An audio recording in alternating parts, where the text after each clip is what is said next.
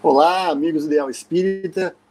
Que coisa boa podermos nos encontrar utilizando os recursos da tecnologia que nos permitem, mesmo em tempos tão difíceis, tão delicados, como esse momento que a pandemia nos traz, estarmos juntos, refletindo, estudando, aprendendo um pouco mais do Evangelho do Mestre Jesus, que nos dá a serenidade e o equilíbrio necessário para atravessarmos esse momento com alguma serenidade, com sabedoria, com tranquilidade, compreendendo que tudo faz parte de um processo muito mais amplo, muitas vezes até do que o nosso modesto entendimento, para o nosso crescimento e, sem dúvida alguma, ao findar dessa experiência, todos nós estaremos melhores, mais lúcidos, mais maduros.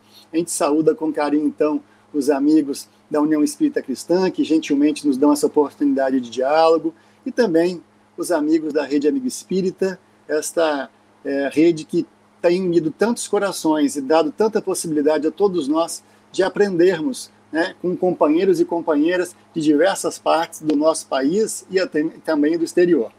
Bem, nosso diálogo desse momento que a gente vai estar conversando aqui, ele está muito vinculado, ou está muito estruturado em torno de uma mensagem ou de uma leitura que se encontra nesse livro aqui, ó, No Caminho, Verdade e Vida, na psicografia do querido Chico Xavier, pelo Espírito Emmanuel. A lição de número 32 se intitula Nuvens. A gente daqui a pouquinho vai conversar diretamente sobre ela. Vamos ler essa passagem, compreender o que Emmanuel nos propõe e tirar dali os ensinamentos que ele também nos conduz com tanta propriedade. Um outro aspecto importante para o nosso entendimento está bem estruturado lá no Evangelho segundo o Espiritismo, no capítulo 17, que se intitula Sede Perfeitos. Esse capítulo, ou nessa passagem especificamente, Kardec vai tratar, junto com os benfeitores da humanidade, a respeito da temática os bons espíritas. É interessante isso, porque a gente cada um de nós que está assistindo aqui agora, espírita ou não espírita, está num esforço constante de buscar ser uma pessoa melhor, mais lúcida, mais útil à sociedade. Mas especificamente falando aos espíritas, Kardec vai ter um cuidado de nos chamar a atenção de alguns aspectos bem importantes. Uma das questões que ele coloca é o seguinte, olha, eu vou permitir a leitura aqui. Muitos, entretanto, dos que acreditam nos fatos das manifestações, não lhes apreendem as consequências, nem o alcance moral, ou se apreendem, não os aplicam a si mesmos. Olha que coisa interessante. Os espíritos e Kardec começam a dizer para a gente, na abertura do capítulo, Os Bons Espíritas, que muitos de nós, que nos adentramos numa filosofia espiritualista, reencarnacionista, que trabalha com a transcendência da vida material para a vida espiritual, que nos mostra a continuidade da nossa vida, a pluralidade dos mundos habitados, muitos de nós, né, conseguimos acreditar em algumas manifestações, confiamos que isso exista, mas a pergunta é, em que o conhecimento dessas informações foi capaz de fazer mudanças efetivas na sua existência, na minha existência? Nós continuamos sendo aquelas pessoas que acreditam em vida depois da morte, que acreditam em reencarnação, que acreditam na comunicação do mundo dos vivos, do mundo espiritual, e dos mundos dos vivos, do mundo material, mas continuam com os mesmos hábitos, com os mesmos comportamentos, ou somos aquelas pessoas que, entendendo que a vida é um contínuo, onde ora estamos na matéria e ora estamos fora da matéria, buscamos usar todas as oportunidades para melhorarmos nossa relação, sobretudo em relação ao nosso próximo. Esse é um grande desafio. Kardec, então, vai classificar o espírita. Uma das primeiras classificações que ele coloca, ele vai dizer o seguinte, olha, existem os espíritas chamados espíritas imperfeitos. Olha como ele os classifica. Não rompem com seus pendores nem com seus maus hábitos. Então, ou seja, eu acredito naquilo que eu leio, mas eu não mudo nenhum tipo de comportamento em mim. Eu sou a mesma pessoa, com as mesmas dificuldades, mesmos vícios, mesmas fragilidades morais. Isso, é claro, não é fácil de mudar, mas sem nenhum esforço de mudança. Esse é um ponto fundamental. Outra questão que Kardec vai dizer é o seguinte, ó, os espíritas imperfeitos, eles têm a crença nos espíritos, mas nada ou muito pouco lhes muda as tendências instintivas. Eu continuo sem perdoar, eu continuo sem compreender. Ah, mas eu sei que a vida continua e eu sei que todos nós vamos nos reencontrar depois dessa existência física e em várias outras existências. Mas que mudança de comportamento eu faço em mim diante disso?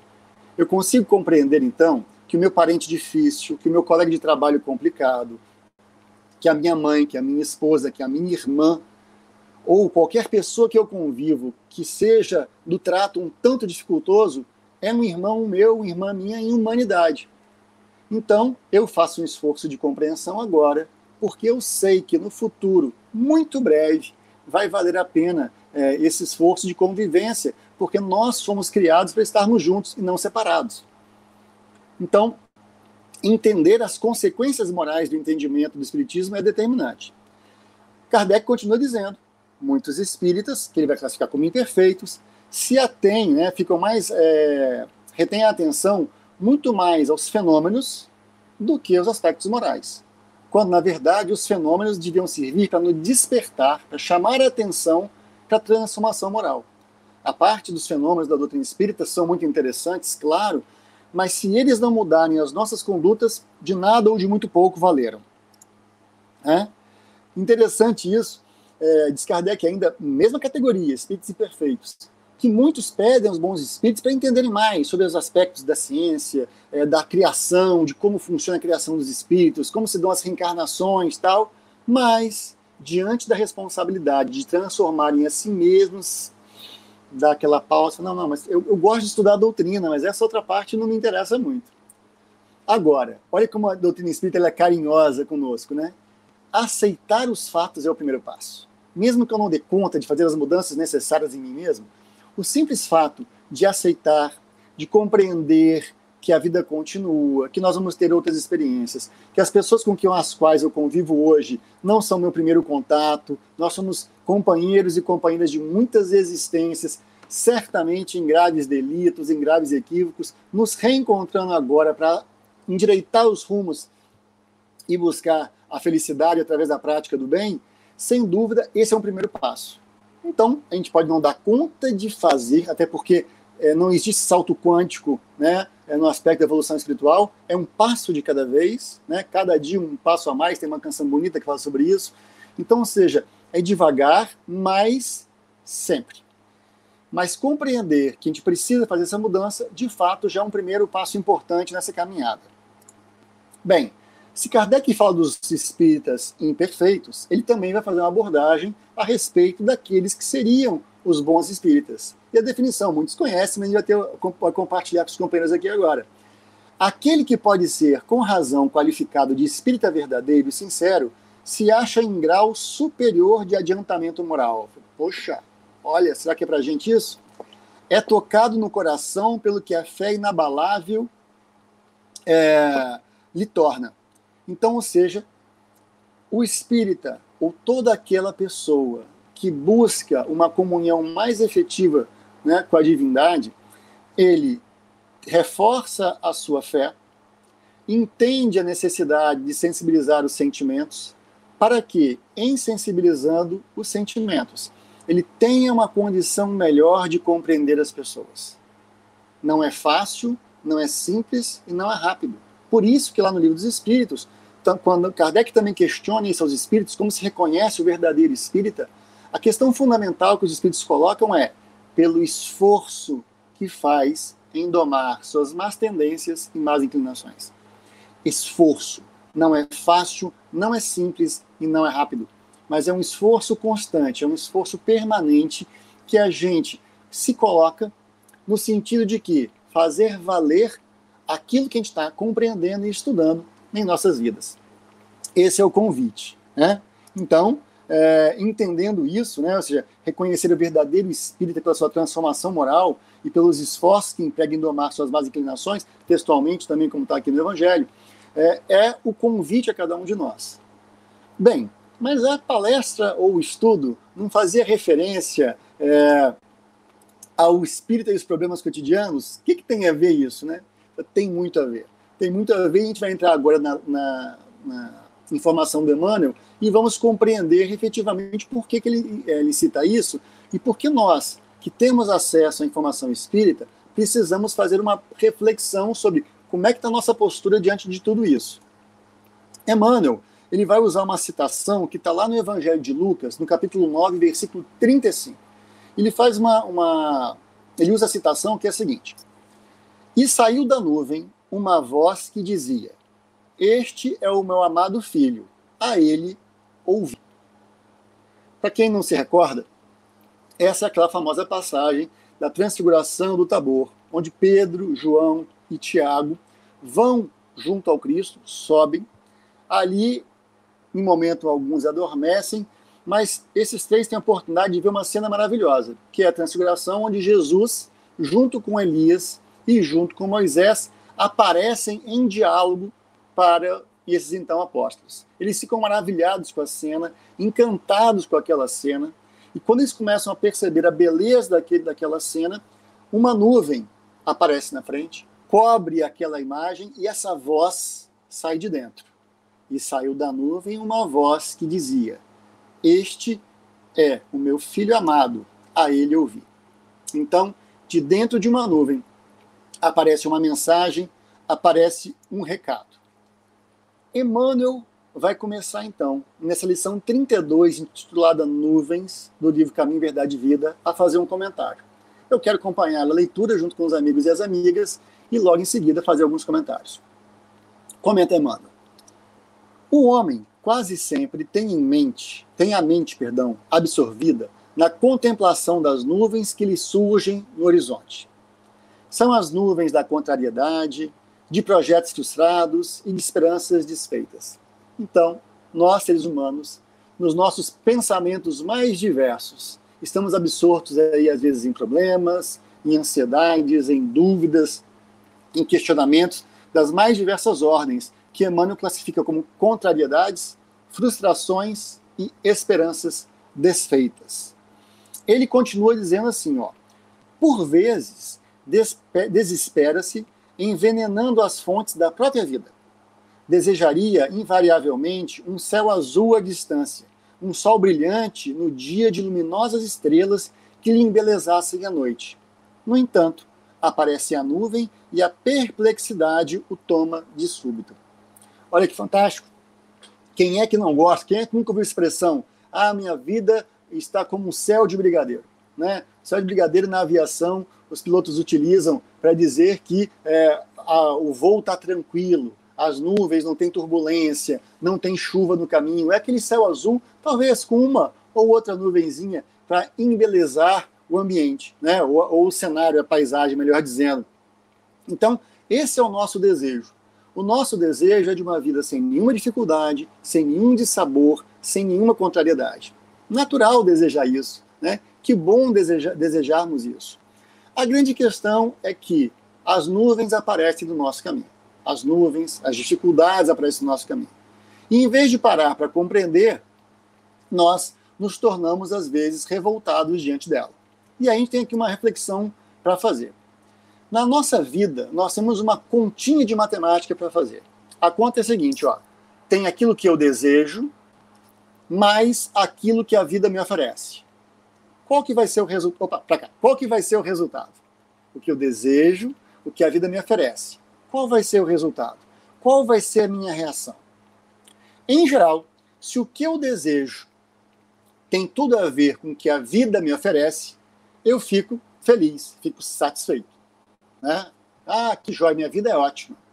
Mas se o que eu desejo, se o que a vida me oferece é diferente daquilo que eu desejo, em geral, nós nos colocamos numa posição de contrariedade.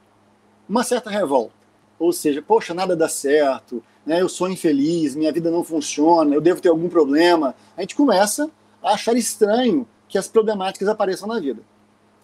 Mas a pergunta que a gente tem que se fazer nesse instante sempre reflexões filosóficas, mas o que nos faz bem de fato? Será que o que a vida me oferece é aquilo que eu quero? Mas se não é aquilo que eu quero, será que não é aquilo que eu estou precisando? Porque uma coisa muito interessante, uma reflexão de vida que cada um de nós precisa fazer. Cada um de nós não é melhor ou tem mais dificuldades pelas facilidades que a vida nos ofereceu. Nós nos tornamos melhores quando enfrentamos contrariedades, desafios. Então, um olhar generoso diante da vida é aquele olhar onde a gente compreende, bem, estou passando por um momento difícil, estou passando por um momento delicado, talvez de ordem material, financeira, talvez de ordem afetiva, emocional, talvez no convívio social. E a questão devia ser o que a vida quer me ensinar com isso? O que eu preciso aprender com isso? Então, muitos de nós, nesse momento da pandemia, estamos vivendo confinados em nossos lares, boa parte do nosso tempo, muitas vezes lidando com situações familiares delicadas, e a gente pensa, bem, por que eu estou passando por isso? E a gente vai lembrar que talvez o meu compromisso nesta encarnação não seja em mudar toda a humanidade, seja mudar apenas a minha relação com uma pessoa, com minha companheira, com meu companheiro, com meu filho, com minha filha, com a pessoa que eu cuido ou com a pessoa que cuida de mim.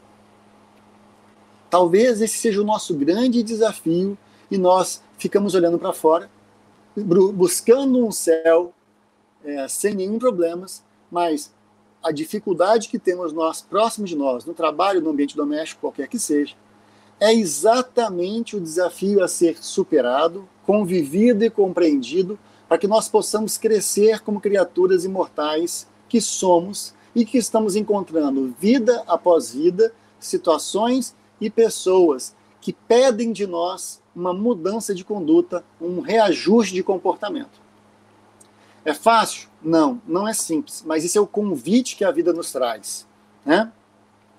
Bem, Emmanuel continua dizendo o seguinte: conta-nos o Evangelho a famosa história de uma nuvem. Encontravam-se os discípulos deslumbrados com a visão de Jesus transfigurado, tendo junto de si Moisés e Elias aureolados de intensa luz. Eis, porém, que uma grande sombra comparece. Não mais distinguem o maravilhoso quadro. Todavia, do manto da neve espessa, clama a voz poderosa da revelação divina. Este é meu filho amado, a ele ouvi. Então, de dentro daquela nuvem que sumiu, imagina, você está com um cenário lindo, você está vendo Moisés, Jesus e Elias. Uma visão espiritual do mais alto nível. E de repente uma nuvem aparece, você não vê aquilo mais. Mas de dentro dela sai uma voz anunciando: olha, esse é meu filho. Ouve ele, preste atenção no que ele está dizendo, porque a informação que ele está trazendo, de fato, é uma informação relevante. Diz Emmanuel: manifestava-se a palavra do céu na sombra temporária. E aí, uma questão bem bacana que a gente vai refletir sobre ela agora é: que sombra é essa? Que sombra temporária é essa? A resposta a isso não está diretamente escrita no texto, a definição, mas nós vamos encontrar em várias obras muito queridas e apreciadas por todos nós, que é da benfeitora Joana de Ângeles, através da psicografia do nosso amigo Divaldo Pereira Franco, querido benfeitor de todos nós também. Ele vai citar, né, ou melhor, o texto ao citar a sombra, Emmanuel citar a sombra, ele está, na verdade, fazendo uma referência a um pensamento que vai vir explicando sobre isso, que é a psicologia analítica, na figura de Carl Gustav Jung. Né? O Jung a gente cita muitas vezes. O Jung ele vai falar o significado da sombra em cada um de nós. O que vem a ser a sombra psicológica ou a sombra comportamental? Diz Jung que essa sombra representa o nosso ego mais sombrio. Sabe aqueles pensamentos, aqueles sentimentos, aqueles desejos que a gente não confessa muitas vezes nem pra gente mesmo? Aqueles pensamentos que a gente tem: nossa, ainda bem que ninguém ouve eu pensando, que ninguém vê o que eu estou sentindo, porque a gente tem algumas reações às vezes impulsivas, né? Quando a gente não gosta de alguém, fala: nossa, se eu pudesse eu matava, né? E é o pensamento mesmo. Quantos de nós não tem pensamentos equivocadíssimos? Nenhum julgamento. Pensar faz parte da criatura humana. Educar o pensamento é o nosso desafio encarnados. Então, num passado não tão longínquo, eu pensava em matar e matava. Nessa encarnação, eu penso matar e me controlo. Opa, evoluí. Esse pensamento de reações impulsivas, Jung vai chamar de sombra. Ele vai dizer, então, que as nossas sombras é a parte mais animalesca da nossa personalidade. Essa personalidade atual, eu, Frederico, Marta, Maria, Pedro, João, cada um de nós tem um componente na sua personalidade de muita dificuldade. Muito instintivo, é aquele que fica bravo a qualquer momento, que tem um pavio curto, que estoura, que briga, que tem reações impulsivas, que não pensa antes de agir, que não reflete, que é totalmente passional nas suas ações, né? muito mais vinculado às nossas tendências instintivas animais do que o espírito imortal que pensa, que reflete, que compreende. A sombra, diz Jung, que muitas vezes ela é considerada imoral pela nossa sociedade, porque alguns comportamentos não são socialmente aceitos, mas são considerados equivocados até mesmo por nós. Então, a sombra, na nossa encarnação, é aquele componente da nossa personalidade que é o nosso desafio de superação. Então, se eu tenho raiva, eu agora aprendo a compreender. Se eu sentia ódio, agora eu começo a aprender a perdoar. Se eu sentia vontade de matar, agora eu aprendo a colaborar com a vida de um irmão ou de uma irmã em humanidade que, neste momento, talvez tenha comportamentos piores que os meus. Por isso que o convite do bom espírita, ou ao sermos bom espírita, é de enfrentarmos os nossos piores desejos, os nossos piores instintos, superando aquilo que é animalesco em nós, transformando em algo mais humano, no sentido de humanidade, de compreender, de aceitar, de perdoar, de compreender-se também equivocado, de uma pessoa que precisa de perdão, que precisa de ser compreendida, que precisa de ser aceita. Todos nós carecemos disso. Nenhum de nós é isento da necessidade do perdão. Lembra de Jesus com a passagem da mulher equivocada? Aquele que estiver sem pecado, que atire a primeira pedra. Aquele que nunca tiver errado na vida, então tem direito de errar agora. Ninguém jogou a pedra. E Jesus vai virar para a mulher e fala: mulher, onde estão os teus algozes? Onde estão aqueles que te acusam? E ela não os vê e ele fala: eu também não te julgo. Agora vai e não tornes a pecar. Pecar, lá do latim, errar o alvo. Então, vai, e você viu que esse caminho agora não é bom. Né? Você viu, você e o companheiro, que a gente sempre esquece, né? Se havia uma adúltera, há um adúltero. Aquela pessoa que equivocou-se, ótimo, faz parte da vida, todos nós já cometemos esse erro nessa ou em outras vidas. Então agora você já sabe, não vale a pena. Acerta o caminho e segue de forma diferente. Cometa outros erros, mas não mais esse mesmo erro, porque esse você já sabe que não vale a pena. Emmanuel diz então que a existência terrestre efetivamente impõe angústias inquietantes, aflições amargosas, e é conveniente, contudo, que as criaturas guardem serenidade e confiança no momento mais difícil. Então, a vida nos imporá sombras. As sombras são essas angústias e essas aflições. Não tem quem esteja encarnado na Terra que não passe por angústias e aflições. Pouco importa se tem posses materiais, pouco importa se tem a família que nós consideramos um padrão de família perfeita. Todos nós vivemos algum tipo de dor, algum tipo de angústia, algum tipo de frustração. Essa dor, às vezes, está numa mazela física, numa dor física qualquer que seja, num comprometimento físico em algum órgão do nosso corpo, ou no modelo de família, que eu queria uma família, talvez, que tivesse um pouco mais de compreensão e a gente briga tanto. Pois é, esse é o convite. O convite é de aceitar-se como é no corpo que está, mudar aquilo que está ao alcance, o que é possível. O outro desafio que está colocado para a gente é, no nosso núcleo familiar, encontrando um parente, irmã, irmão, esposa, companheiro mais difícil, o que nós podemos fazer para daqui para frente aprendermos a viver melhor? Eu sempre gosto de dar uma metáfora, que a família, quando falamos de família, é um assunto que nos toca em particular, é um grande barco que a gente entra dentro dele para atravessar um rio. A vida é individual de cada um, individual. Mas nessa encarnação, que equivale a um leito caudaloso de um rio, nós vimos um barco em uma margem e desejávamos chegar na outra margem. E compreendemos que para chegar à outra margem, outras pessoas no barco nos auxiliariam. Então, vamos entrar nesse barco e remar até a outra margem. Vai ter chuva no caminho, tempestade, vai ter mar caudaloso, vai ter rio caudaloso, perdão, muita dificuldade. Porém, ao final da jornada, nós nos encontraremos melhores.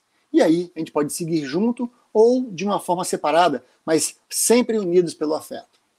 Esse é o desafio de cada um de nós. Então existe o barco da família, o barco dos amigos, dos parentes, o barco dos amigos, do grupo social, da casa espírita, e assim a gente vai alargando o tamanho do nosso navio para fazer a grande cruzada da existência, a grande travessia da existência. Emmanuel vai dizer: as penas e os dissabores da luta planetária contêm esclarecimentos profundos, lições ocultas, apelos grandiosos. Então, se a vida está nos convidando a algum testemunho de um momento difícil e delicado, estamos vivendo globalmente que é o caso da pandemia, nós precisamos entender, há um apelo e um ensino profundo, um apelo grandioso e um ensino profundo nesse momento. Nosso desafio é aprender aquilo que precisa ser aprendido nesse instante, nesse momento. E Emmanuel vai dizer: a voz sábia e amorosa de Deus fala sempre através deles. Então, muitas vezes, é num momento de dor e de dificuldade que nós temos a condição de ouvir e compreender o que a vida quer nos ensinar. Quando está tudo bem, a gente está vivendo, e às vezes até de uma forma irresponsável ou desconectada com um sentido transcendente da vida. Mas quando a vida nos convida a testemunhos, a gente pensa: meu Deus, por que eu estou passando por isso? Por que dessa dor moral? Por que dessa dor física? Por que dessa doença?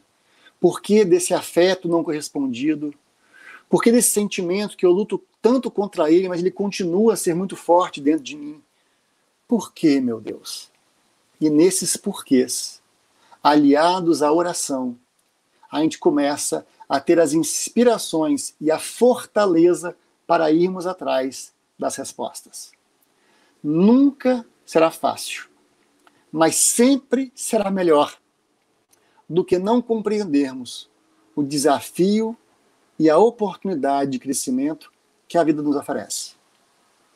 Paulo, o grande Paulo, apóstolo dos gentios, vai nos convidar a sermos cristãos despertos, aqueles cristãos que estão acordados. Cristão acordado é mais ou menos o bom espírita. É aquele que recebeu a informação, entendeu que essa informação tem que ter impacto na sua vida física, na sua vida atual, material. Começa a fazer mudanças, e essas mudanças o transformam paulatinamente em um ser humano melhor. Esse é o desafio da nossa encarnação. Na verdade, esse é o desafio de várias encarnações. Graças a Deus a gente tem várias, que uma só seria insuficiente de enfrentar tantas sombras psicológicas que carregamos dentro de nós. Mas graças a Deus, essas sombras vêm às nossas vidas através de nuvens da emoção, nuvens psicológicas que nos permitem uma pausa, uma análise, uma reflexão, a busca do auxílio da prece, para aí sim enfrentarmos com sabedoria o tempo que for necessário, para olharmos depois para o passado e pensarmos: foi difícil, mas eu fui capaz de superar. Porque nós todos somos capazes de superar. Há um ditado antigo, e eu gosto de alguns desses, cito às vezes, que diz o seguinte: Deus pode mandar o frio, mas ele sempre manda o cobertor. E eu gosto de mudar um pouco esse ditado, porque Deus ele pode te entregar um cobertor, sempre antes, para que você possa enfrentar com serenidade o frio, que faz parte da vida de cada um de nós. Nesse sentido, então, caminhando para uma conclusão, nós temos que pensar, diante das nuvens que aparecem em nossas vidas, as nuvens da adversidade, do desespero, da falta de esperança, a gente tem dois caminhos a seguir. Dois caminhos. Primeiro é o caminho da negação. O importante é ser feliz, eu não quero saber de nada. Ou seja, uma vida hedonista, da busca do prazer imediato, sem entender consequências morais. Isso é uma vida alienante. Muitas vezes, quando você adota esse comportamento, você não é uma pessoa que tem problemas, você é uma pessoa que se torna problemas para alguma outra pessoa. Divaldo discute propriedades. Existem dois gêneros de pessoas. As pessoas que têm problemas, uma pessoa normal, todo mundo tem problema, ou as pessoas que são problemas. Qual das duas a gente está afim de ser? Eu tenho escolhido ser a pessoa que tem problemas e que tem tentado enfrentá-los. A vida é muito generosa. A vida é muito generosa conosco, diante das diversas situações que ela nos oferece. Mas existe um segundo caminho. Se o caminho primeiro é da negação, de uma alienação total diante da existência, um segundo caminho que existe é o caminho da depressão, onde eu penso, não tenho mais esperança, tá vendo? Eu não tenho jeito, eu não valho nada, eu não valho a pena, né? Todos nós valemos a pena. Nós somos criados por Deus num gesto de amor. E Ele nos concede experiências de vida, livre-arbítrio, para voltarmos ao amor. Criados por amor, destinados ao amor. Esse tempo, aqui no meio, é o tempo de experiências para que nós possamos nos tornarmos cada vez mais livres e conscientes das nossas ações. Só há amor o tempo todo. A dor e a dificuldade no meio do caminho é o nosso esforço para superarmos quem a gente é para aquilo ou aqueles que a gente deseja ser. E sem dúvida alguma o futuro é muito promissor. Por isso, à guisa de conclusão, a gente quer deixar para vocês uma reflexão muito bacana, muito citada por amigos queridos que frequentam grupos, por exemplo, como os Alcoólicos Anônimos, chamada a oração da serenidade. Talvez em momentos como esse que a gente vive hoje, o convite à serenidade nunca foi tão necessário, tão importante, tão relevante. O que fazer então? Diante das nuvens, qual conselho a gente pode se permitir? Diz a oração o seguinte: concedei-nos, Senhor, a serenidade necessária para aceitar as coisas que não podemos modificar, coragem para modificar aquelas que podemos, e sabedoria para distinguir umas das outras. Olha que prece bonita. Senhor, dá para mim serenidade. Serenidade porque tem coisa que eu sei que eu não posso mudar. As coisas que eu não posso mudar estão muito distantes das minhas capacidades. Eu preciso ter serenidade para aceitá-las, para não deixá-las me vencerem. Eu aceito. Eu aceito a condição de vida que eu tenho, eu aceito o corpo físico que eu tenho, eu aceito a condição de trabalho que eu tenho, eu aceito a condição material que eu tenho. Vou me esforçar para mudar algumas, mas eu vou ter serenidade para aceitar isso. Porém, dessas coisas todas, algumas delas eu posso mudar. Então, Senhor, me conceda coragem, coragem para enfrentá-las de frente a frente, com a mente lúcida, com o coração aberto, mesmo diante da dificuldade, com algum sorriso no rosto, por entender, não, eu já estou adquirindo a serenidade, agora com a coragem eu vou superar. E aí eu vou ser hoje melhor do que eu era ontem. E amanhã? Amanhã melhor que hoje. Um pouquinho de cada vez. Mas, Senhor, por favor, me conceda também a sabedoria para distinguir aquilo que precisa de serenidade minha e aquilo onde eu preciso ter coragem. Para que eu não seja impetuoso e impetuosa em algo que seja necessário serenidade apenas. E que eu não seja passivo quando a vida me exige coragem. Esse exercício de distinção é a conquista da sabedoria. A conquista dessa sabedoria, meus amigos, é o convite que a doutrina espírita nos faz. Citamos hoje aqui o livro Caminho, Verdade e Vida, na lição 32. Citamos o capítulo 17, Sede Perfeitos, do Evangelho segundo o Espiritismo, para que possamos compreender esse roteiro que a doutrina espírita nos apresenta com tanta serenidade. Mergulhamos nos pensamentos um pouco da psicologia do Carl Gustav Jung, tão bem apresentado pela benfeitora Joana de Anges, na psicografia gentil do nosso querido Divaldo. E eu queria, então, me despedir desse nosso diálogo breve, simples, mas muito honesto, muito franco, muito carinhoso, recebam com muito carinho, com um pensamento do Carl Gustav Jung. Eu brinco que Dona Joana de Anges, né, a benfeitora Joana de Anges, chamada de Dona, com algum respeito, ela cita com tanto carinho o Jung, que eu falo, olha, o Jung certamente, ele trabalha em alguma parte do movimento espírita do lado de lá, mas certamente no movimento não espírita, porque bem na verdade a moral divina são para todas as religiões, para todas as filosofias, para todas as raças, para todos os credos. Ele tem uma frase interessantíssima que diz o seguinte, convidando a gente ao exercício da sabedoria, que as pessoas que olham para fora, que buscam as nuvens, elas sonham, vivem nos sonhos. Mas as pessoas que olham para dentro de si, que fazem autoanálise, uma autorreflexão, elas despertam. Quem só olha para fora sonha e muitas vezes não realiza. Mas quem olha para dentro, certamente desperta e é capaz, inclusive, de tornar real o sonho que tem em mente.